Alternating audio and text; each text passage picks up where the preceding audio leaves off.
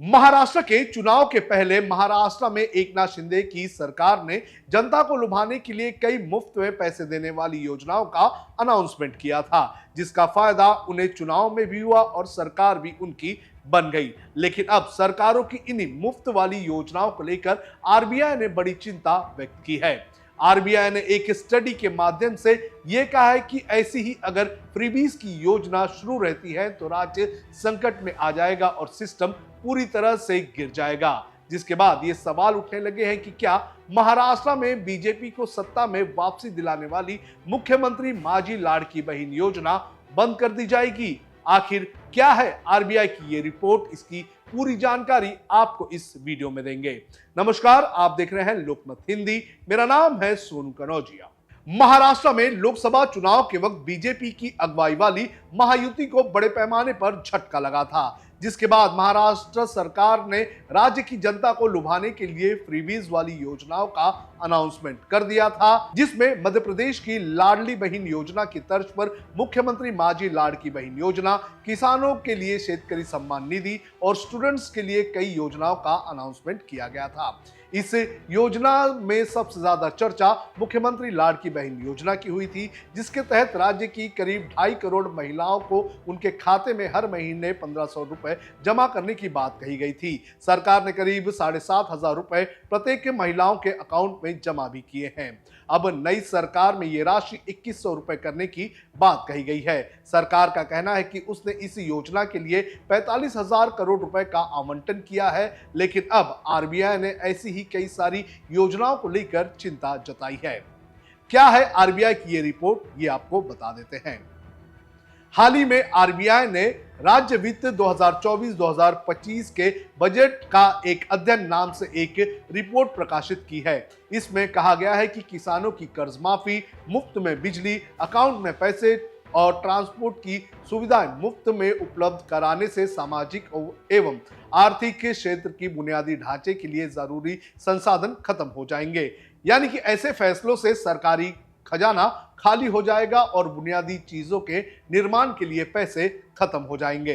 Report में कहा गया है कि कई राज्यों ने चालू वित्त वर्ष के अपने बजट में एग्रीकल्चर लोन माफी, कृषि और घरों को मुफ्त बिजली, मुफ्त परिवहन, बेरोजगारी भत्ता और महिलाओं को नगद सहायता देने की घोषणा की है। इस तरह के खर्चों से उनके पास उपलब्ध संसाधन खत्म हो सकते हैं और महत्वपूर्ण सामाजिक और आर्थिक बुनियादी ढांचे के निर्माण की उनकी क्षमता बाधित हो सकती है। आरबीआई रिपोर्ट के मुताबिक सब्सिडी पर खर्च में तेज बढ़ोतरी से शुरुआती तनाव का एक क्षेत्र पैदा हुआ है। ये एग्रीकल्चर लोन माफी, मुफ्त और सब्सिडी वाली सेवाएं, कृषि और घरों को बिजली, परिवहन, गैस सिलेंडर और किसानों, युवाओं एवं महिलाओं को नगद राशि के भुगतान की ही देन है। रिपोर्ट के मुताबिक राज्य को अपना सब्सिडी व्यय नियंत्रित करने और तर्कसंगत बनाने की जरूरत है, ताकि ऐसे खर्चों से अधिक उत्पाद व्यय बाधित ना हो।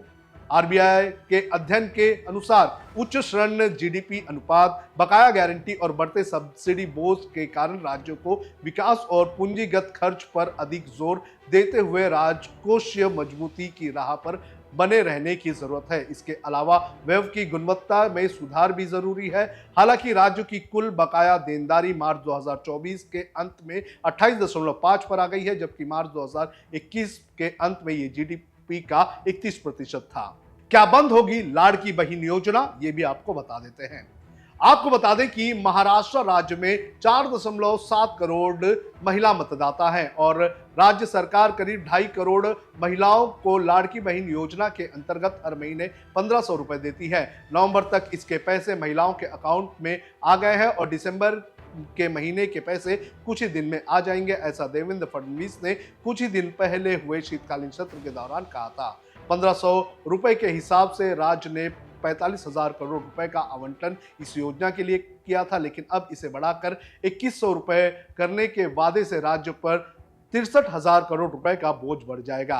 हालांकि फडणवीस ने यह भी कहा है कि 2100 रुपए कब और कैसे दिए जाएंगे, इसको लेकर मार्च के बाद फैसला लिया जाएगा। वहीं रिपोर्ट में यह भी कहा गया है कि लाड़की बहन योजना या कोई और योजना बंद कर दी जाएगी, ऐसा कोई जिक्र नहीं है, लेकिन राज्य को सतर्क रहने के लिए कहा गया है। फ्रीबीज का कितना है नुकसान, ये भी आपको बता देते हैं। एक वक्त था जब सरकारें सब्सिडी देने का काम करती थी, लेकिन अब कई सरकारें सब्सिडी के नाम पर फ्रीबीज देने लगी है। देश के कई अर्थशास्त्रियों ने ऐसे फैसलों का विरोध किया है। जानकारों का कहना है कि फ्रीबीज किसी भी राज्य की इकोनॉमी के लिए हानिकारक है। इससे राज्य की आर्थिक स्थिति काफी कमजोर हो जाती है। वैसे ही देश के अधिकतर राज्य इस वक्त घाटे में जाते हुए नजर आ रहे हैं। नए रोजगार पैदा नहीं हो रहे हैं, जिसके चलते जनता को अलग अलग योजनाओं के चलते पैसे देने का काम किया जा रहा है।